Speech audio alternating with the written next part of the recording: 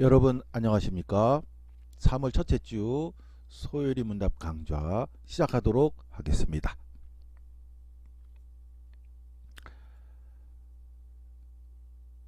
네, 현재 저희는 신론에 대해서 우리 함께 공부하고 있는 중입니다. 신론은 크게 하나님의 존재, 하나님의 사역 두 부분으로 구성이 되어 있습니다. 지난 시간까지 하나님의 존재에 대해서 우리 함께 공부를 했습니다. 오늘은 하나님의 사역 가운데 첫 번째인 예정에 대해서 함께 공부하도록 하겠습니다. 제7항목을 오늘 공부할 텐데요. 제7항목이 바로 예정의 내용을 담고 있습니다. 먼저 질문과 대답 읽도록 하겠습니다. 제7항목 질문입니다. 하나님의 예정이란 무엇입니까? 영어 원어는 다음과 같습니다. What are the decrees of God? 이에 대한 대답입니다.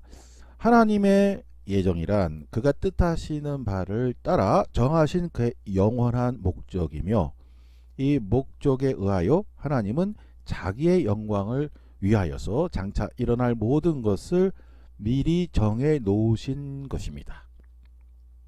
영어 원문을 한번 볼까요?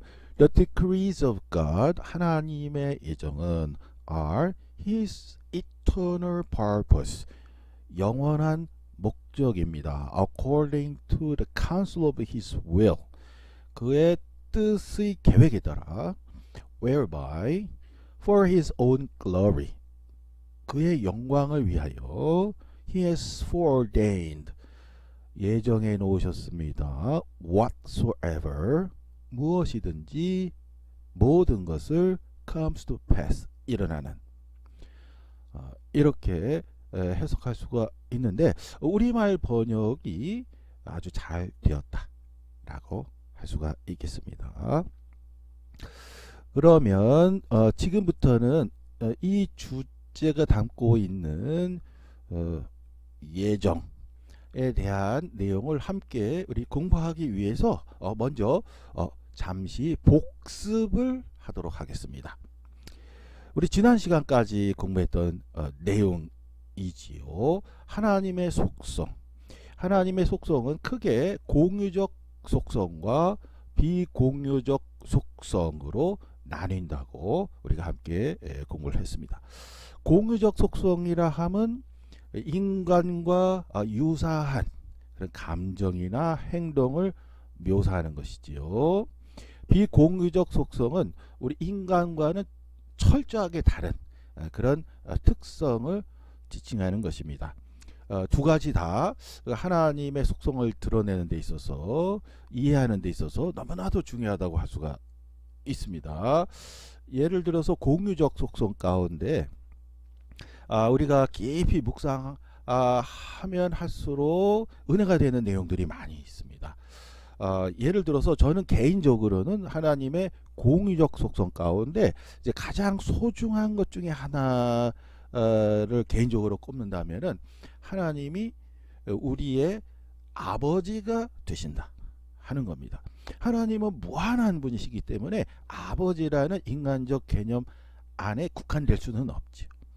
그러나 성경에서는 하나님을 아버지라고 표현합니다. 우리 믿는 자들을 하나님의 자녀라고 하지요. 또 주님께서 우리에게 가르쳐 주신 그 기도에 처음 시작할 때 아버지, 하늘에 계신 우리 아버지, 아버지라고 우리가 부르도록 기도를 가르쳐 주셨습니다. 주기도문에 나중에 저희가 소요리 문답 공부에 주기도문이 포함이 되어 있습니다. 그때 헬라어 원문을 함께 보도록 하려고 하는데요. 헬라어 원문에 따르면 하늘에 계신 우리 아버지가 뒤쪽에 위치한 것이 아니라 파테르, 헤몬, 엔터토이스, 오라노이스, 파테르, 아버지여 하고 일단 부릅니다. 그런 다음에 헤몬, 우리들의 엔토이스 우라노이스, 하늘에 계신, 이렇게 되거든요. 그러니까 주기도문의 첫 번째 단어는 파테르, 아버지라는 헬라어 단어입니다. 아버지라고 먼저 부르면서 시작하거든요. 주기도문이 원래는요. 헬라어 원어는 우리말로 번역하는 과정에서 하늘에 계신 우리 아버지 좀 뒤에 위치하게 됐는데요. 어쩔 수가 없죠. 근데 헬라어 원문은 그렇다. 그 원문을 우리말로 번역한 거기 때문에 헬라어 원문을 우리가 생각하는 것은 중요한데, 그 헬라어 원문에는 아버지라고 부르도록 주님께서 우리에게 가르쳐 주셨죠. 아버지라고 하는 개념 자체는 공유적 속성에 속한 거죠.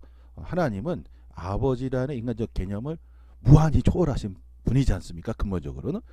그런데 성령이 우리에게 아버지라고 부르도록 가르쳐 주셨잖아요. 예수님이 우리에게. 그래서 우리는 따르는 거죠. 하나님이 우리의 아버지가 되신다.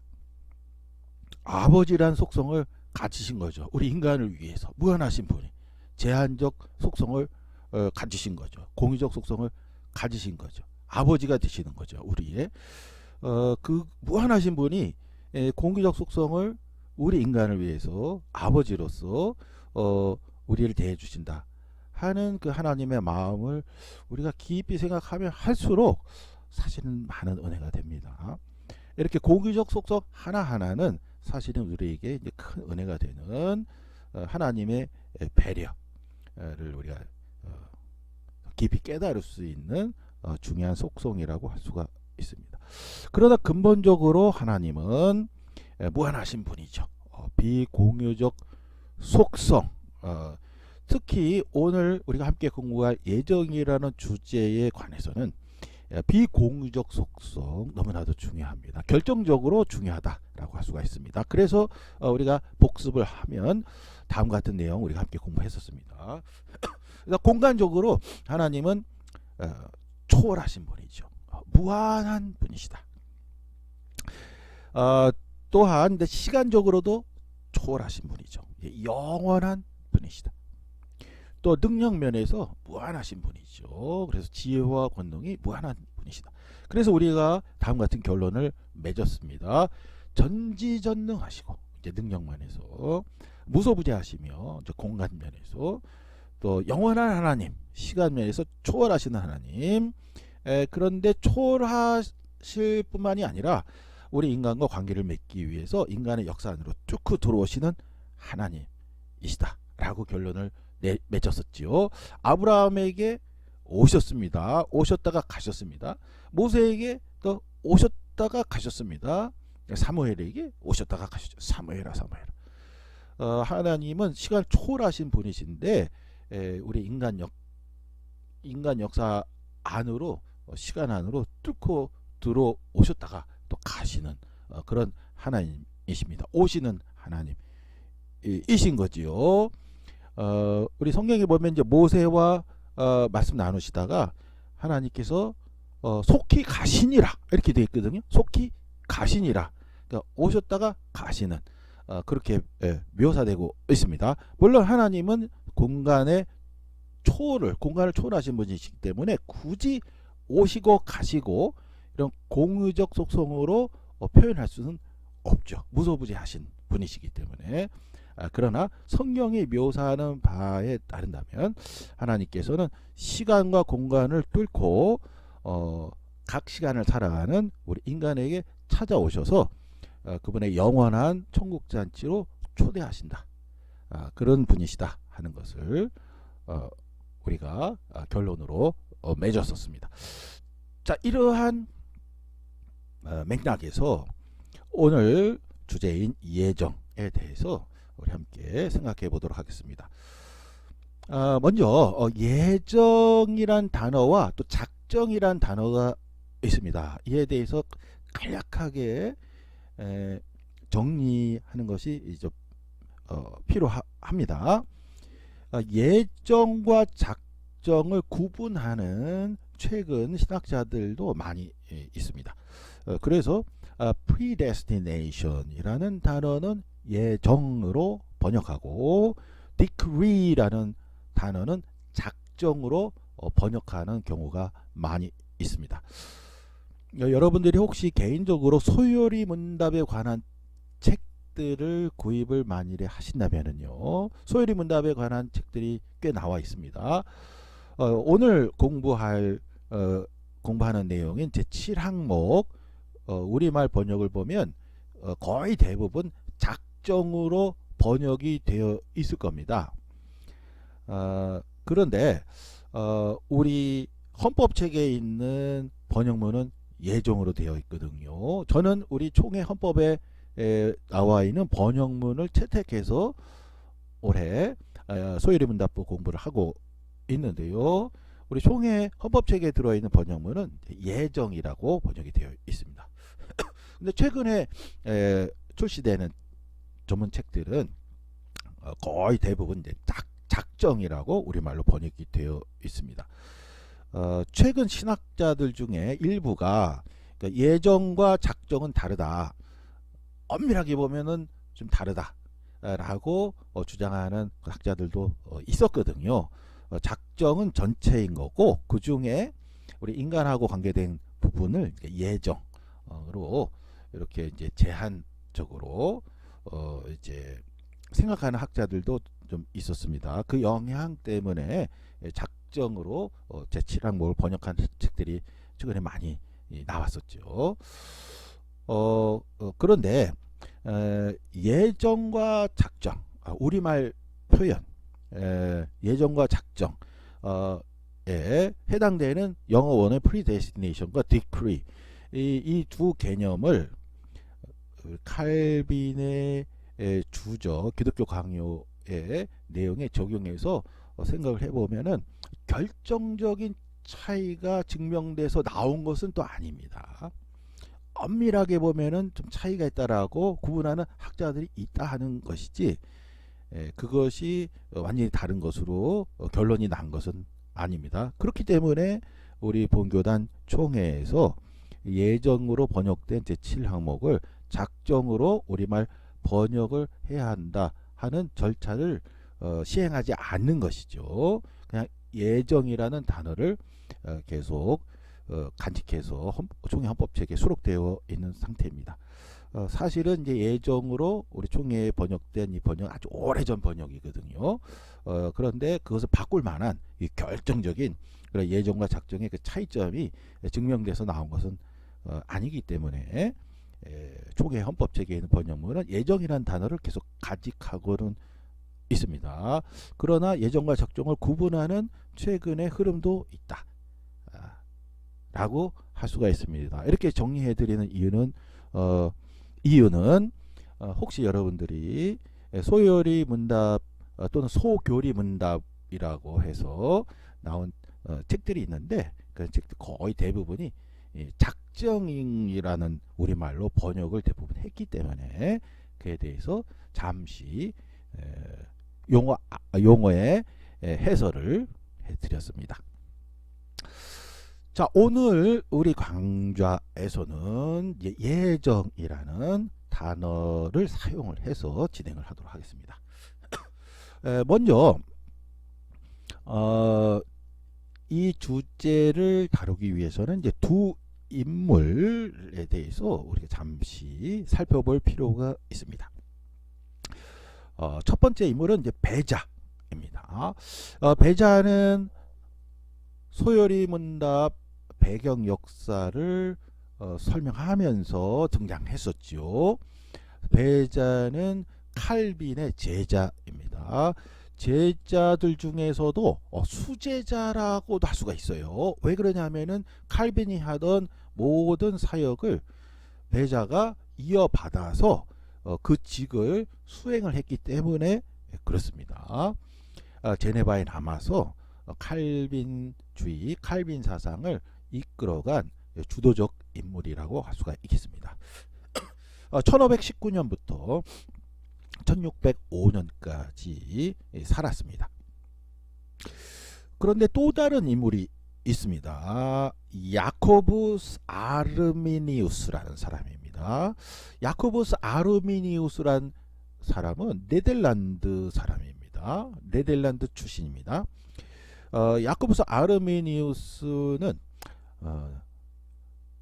이제 네덜란드에서 이제 공부도 하고 대학도 공부하고 신학도 공부하고 그러다가 일찌감치 제네바에 와서 베자의 제자가 되었습니다.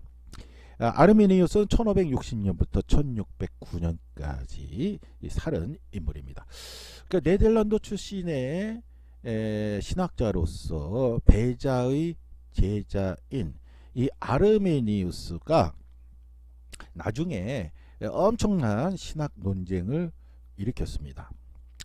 이제 아르메니우스는 다음과 같은 생각을 갖고 있었습니다.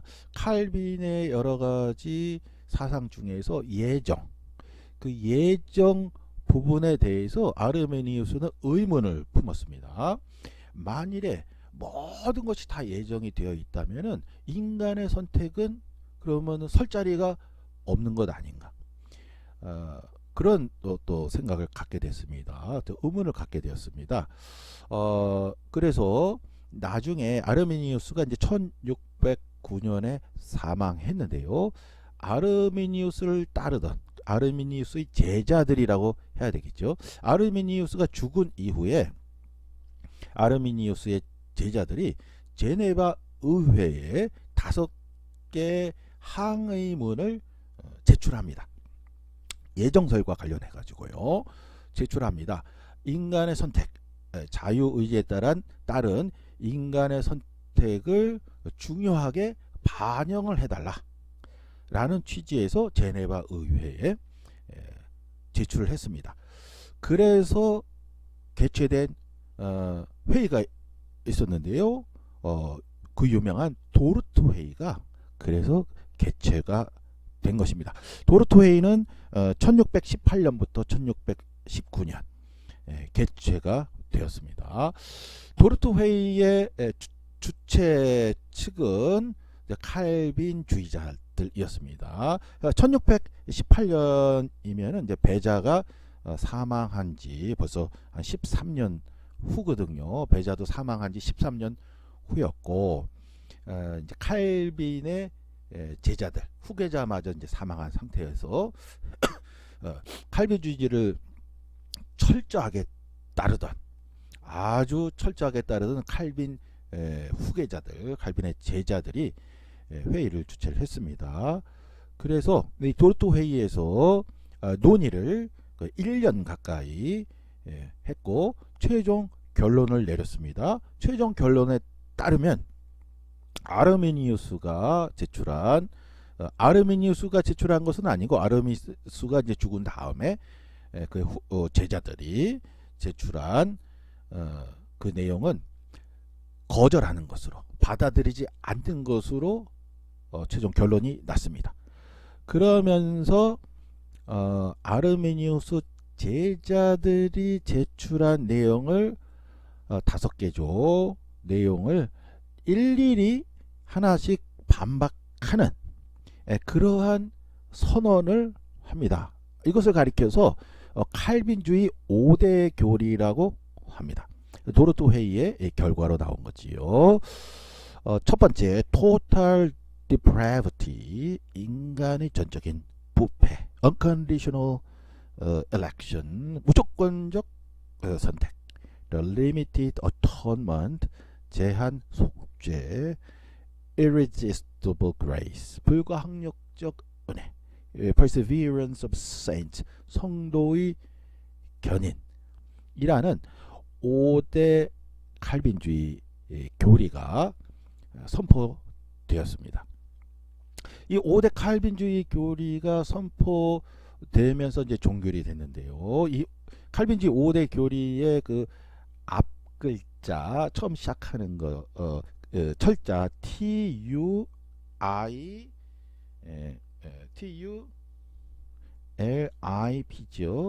그래서 이것을 이제 튤립이라고 합니다. 그 약자만 모아서요. 그 튤립이라고 보통 이야기하는 칼빈주의 5대 교리가 확립이 되고 선포가 되었습니다. 아르메니우스주의를 철저하게 거절하는 그런 선언이었고, 아르메니우스를 이단시하고 아주 강력하게 정죄하는 그런 방향으로 갔습니다.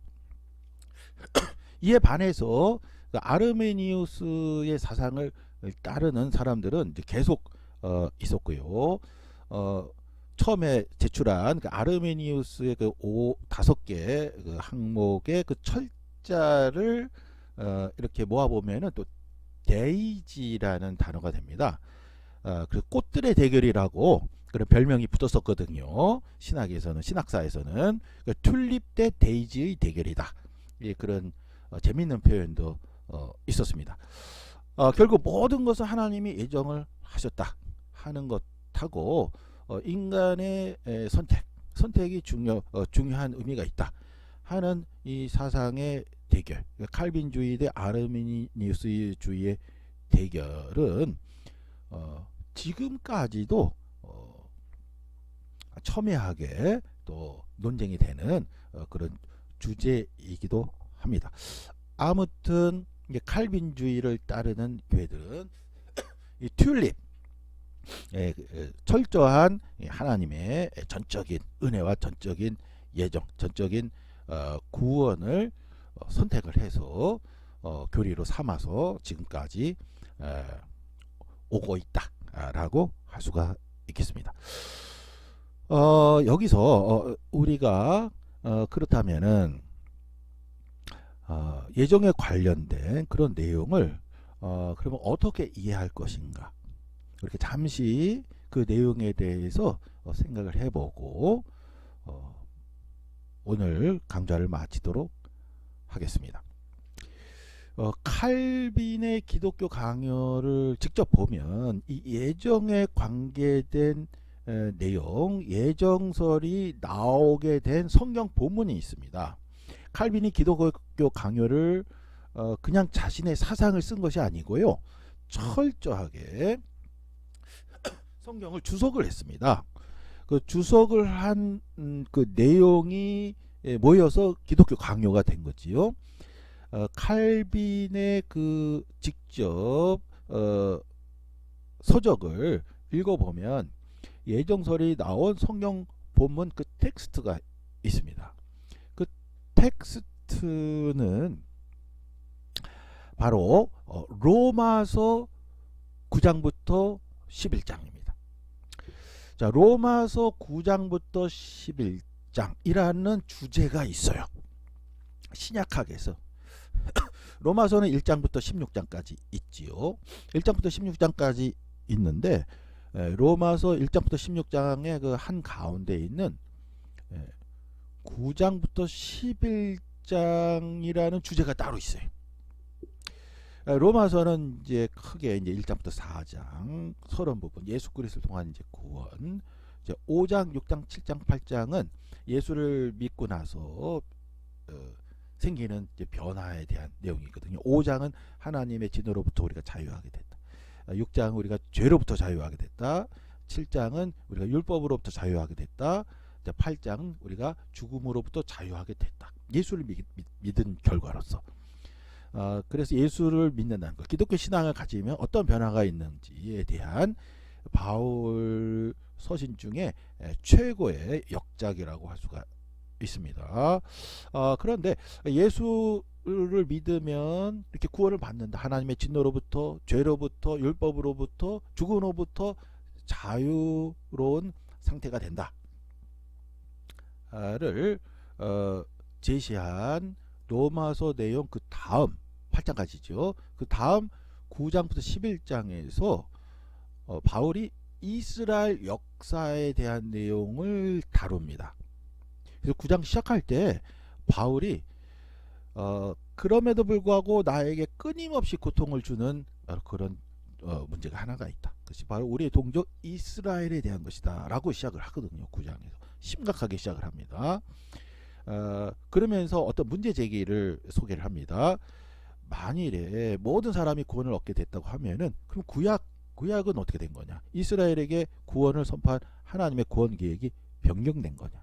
바뀐 거냐? 하는 질문이 있었다는 거예요. 그 질문에 대한 대답으로서 로마서 9장부터 11장을 기술한 겁니다. 그래서 신약학의 논문들이 있습니다. 제 방에 신약학 논문집도 많고 논문이 굉장히 많이 있거든요. 우리 신약학 학술지죠. 공식 학술지. 저는 개인적으로 이런 공식 학술지에 투고된 논문을 1년에 평균 한 7, 8편을 이제 심사를 하고 있는 중에 있는데요. 아무튼 이제 논문 심사에 제가 임한다든지 또 학술지에 나와 있는 논문들을 보면은 로마서 9장부터 11장이라는 주제를 다루는 논문이 굉장히 많이 있습니다. 예, 굉장히 많이 있고요. 책도 많이 있는데요. 아무튼지 간에 9장부터 11장에서 바울이 강력하게 제시하는 내용이 있습니다. 그 내용이 뭐냐면은 하나님의 구원 계획은 변하지 않았다는 거예요. 처음부터 그대로라는 거예요. 변한 적이 없다. 변한 적이 없는데 변했다고 너희들이 생각을 했다는 거예요. 그것은 잘못 생각했다는 거예요. 하나님의 구원 계획은 처음부터 변함이 없었고 그대로 진행됐는데 다만 미스테리온, 헬라어로 미스테리온, 이제 미스테리라고 하는 영어 단어가 파송돼 있죠. 우리말로는 비밀 또는 신비라고 번역을 했는데요. 그 미스테리온에 가려져 있어서 네가 몰랐을 뿐이다. 하나님의 구원 계획은 변한 적이 없다. 처음부터 그랬었다. 아브라함과 처음에 계약 맺을 때 창세기 12장 1절부터 3절이죠. 모든 민족이 구원받을 것이라고 처음부터 계획이 이렇게 모든 민족 이스라엘만 구원받을 것이다라고 아브라함에게 처음부터 계획이 그렇게 되어 있지 않았다. 모든 민족들이 복수입니다. 모든 민족들이 구원을 너로 인해 복을 받을 것이다 라고 처음부터 계획이 됐었던 것이지 이스라엘만 구원받을 것이다 라고 된 적이 없었다는 거예요. 그게 이제 로마서 9장부터 11장의 내용의 핵심입니다.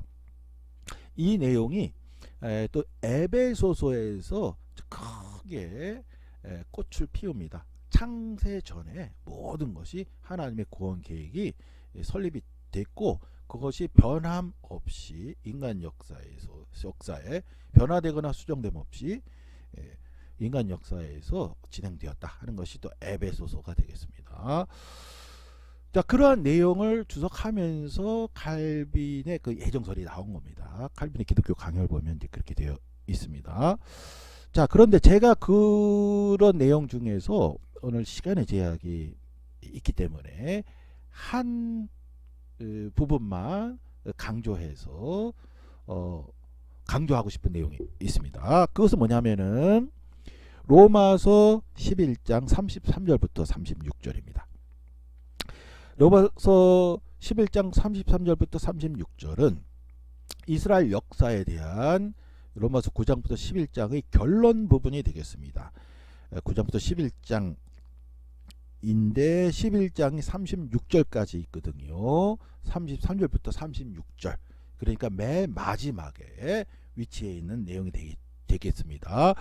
로마서 9장부터 11장에서 이스라엘의 역사에 대한 그 장엄한 내용을 제시한 바울이 9장부터 11장의 결론으로서 다음과 같이 이야기합니다. 깊도다 하나님의 지혜와 지식의 풍성하며 그의 판단은 헤아리지 못할 것이며 그의 길은 찾지 못할 것이로다. 누가 주의 마음을 알았느냐? 누가 그의 모사가 되었느냐? 누가 주께 먼저 들어서 갚으심을 받겠느냐? 이는 만물이 주에게서 나오고 주로 말미암고 주에게로 돌아갑니다. 그에게 영광이 세세에 있을지어다. 아멘. 예수 그리스도를 믿으면 우리가 구원받는다 하는 것을 로마서 1장부터 8장까지 자세하게 소개를 했고 설명을 했고 또한 남은 문제죠. 구약시대 때 구원을 먼저 전해받은 이스라엘인 그러면 어떻게 되는 거냐 하는 이스라엘 역사 문제에 대해서 이어서 9장부터 11장 장엄하게 이스라엘의 역사와 하나님의 구원 계획의 영원함을 전한 바울은 그 결론으로서 다음과 같이 언급했습니다. 깊도다 하나님의 지혜와 지식이 풍성함이 그의 판단 헤아리지 못하고 그의 길은 찾지 못할 것이로다. 누가 주님의 마음을 알았느냐? 누가 그의 모사가 되느냐? 하나님의 지혜와 지식을 우리 인간이 어찌 다 파악할 수 있느냐? 어찌 알았다고 할 수 있느냐? 하는 그러한 시적인 표현으로 결론을 맺고 있습니다. 바울이 어떤 사람입니까? 신약 27권 중에서 13권, 거의 절반에 해당하는 성경을 저술한 사람 아닙니까? 성경의 저자 스스로가 가장 마지막에 썼으며 가장 최고 하이라이트 부분에서 성경 저자 27권 중에 13권을 쓴 바울이 하나님의 지혜와 지식을 우리 인간이 어찌 알 수가 있는가? 그 풍성함을, 그 기품을 어떻게 헤아릴 수가 있겠습니까? 라고 고백하고 있거든요. 성경 저자가 이런 말을 했는데 최근에 보면 성경에 대해서 마치 다 알고 있는 듯이 이야기하는 사람들이 너무 많은 것 같아요. 성경에 대해서. 성경 저자는 오히려 이렇게 하나님 앞에서 철저하게 겸손한 자세를 고백하고 있는데 그가 쓴 글을 읽는 또 많은 사람들은 마치 성경에 대해서 다 알고 있는 듯이 말하는 사람이 좀 많이 있는 것 같습니다. 아무튼 하나님의 무한하심, 하나님의 그 지혜와 지식의 무한하심에 대해서 바울이 철저하게 겸손한 자세를 갖고 있다 하는 것을 저는 강조하고 싶습니다. 그러니까 칼빈의 예정론이 나온 그 본문에서 최종적으로 바울이 이렇게 고백했다 하는 점을 간과해서는 안 된다는 거죠. 굉장히 중요한 부분이라고 할 수가 있습니다. 정리를 좀 하도록 하겠습니다. 오늘 예정이라는 주제에 관련해서 크게 네 가지 포지션을 우리가 생각할 수가 있습니다. 한쪽 끝에는 이제 결정론이 있습니다. 모든 것이 다 결정이 됐다. 그 다음에는 이제 예정론이 있다고 할 수가 있습니다. 그 다음에는 인간의 선택을 강조하는 아르미니스주의가 있다고도 할 수가 있겠습니다. 그리고 그쪽 끝에는 이제 불결정론. 모든 것은 선택에 의해서 좌우되기 때문에 결정된 바가 없다. 크게 이제 네 가지 포지션을 우리가 넣을 수가 있겠죠. 자, 그런데 이 네 가지 중에 어느 하나로만 국한한다고 하면은 그러한 하나의 입장은 우리 인간의 사상이기 때문에 무한하신 하나님이 그 어느 한 사상에 제한될 수 있을까요? 그렇게 보기는 어렵다고 할 수가 있겠습니다. 우리 인간의 생각과 사상을 초월한 분이시기 때문에 그런 것이죠. 참고적으로 이 아르미니우스주의, 인간의 선택을 중요시하는, 신학적으로 중요시하는 그런 입장에 영향을 받은 그런 교파들이 있습니다. 나중에 찰스 웨슬리가 대표적인 인물이죠. 그래서 인간의 선택을 더 중요하게 여겼습니다. 찰스 웨슬리 같은 경우에는 감리교회 창시자지요. 감리교회 창시자인데 이제 칼빈주의를 받아들였기 때문에 개신교 종교 개혁자가 되는 거죠. 이제 칼빈의 사상을 다 받아들였지만 그 예정론의 부분에 있어서만큼은 인간의 선택을 좀 더 중요시했기 때문에 아르메니우스주의 쪽이라고 할 수가 있겠습니다. 그래서 감리교가 창시자가 됐고요. 또 감리교의 목사였는데 분립해서 교단을 새로 만든 또 교단이 있죠. 윌리엄 부스에 의해서 창시가 된 이제 구세군. 구세군은 또 감리교에서 나왔지 않습니까? 구세군 교회에서는 이제 감리교 교리를 그대로 채택해서 이제 구세군 교리로 채택해서 이제 신앙생활을 하고 있습니다. 또한 이제 감리교의 교리를 이제 그대로 이어받아서 또 파생된 교단, 또 성결교가 있죠. 성결교. 또 성결교 또 파생된 오순절 교회, 순복음이죠. 이런 여러 교단들이 아르메니우스주의 쪽에 또 가깝다고 할 수가 있겠습니다. 아무튼 이 아르메니우스주의 사상이 되었든 결정론이 됐든 예정론이 됐든 불결정론이 되었든 어느 하나의 사상에만 고정시킨다 그러면은 우리 하나님의 그 무한하심을 과연 인간의 어떤 사상 하나가 그것을 다 담아낼 수가 있을까? 그런 또 의문이 또 들게 됩니다. 그렇게 될 수는 없겠죠. 인간의 어느 하나의 사상에 국한하기에는 하나님은 모든 것을 초월하시고 모든 것을 하실 수 있는 전지전능하시며 무한하신 분이다. 그래서 맞지가 않는다 라고 할 수가 있겠습니다. 그러나 또 한 가지 중요한 사상이 관점이 있습니다. 그렇다면 하나님의 관점에서 보면 어떨까 하는 것이죠. 한번 상상을 해보겠습니다. 우리가 완전한 이해를 할 수는 없지만 한번 생각을 해보겠습니다. 하나님은 시간을 초월한 분이십니다. 예정이라 하면 시간과 관련된 주제이지 않습니까? 시간을 초월한 분입니다. 과거, 현재, 미래, 시간은 그렇게 흘러갑니다. 그런데 그걸 초월한 분입니다. 그 초월한 분의 관점에서는 어떻게 보일까요? 과거와 현재와 미래가 한꺼번에 보이겠지. 한꺼번에. 초월한 분이시니까. 미래가 어떻게 될까? 궁금하거나 불안할 필요가 없죠. 이미 다 한눈에 들어오니까.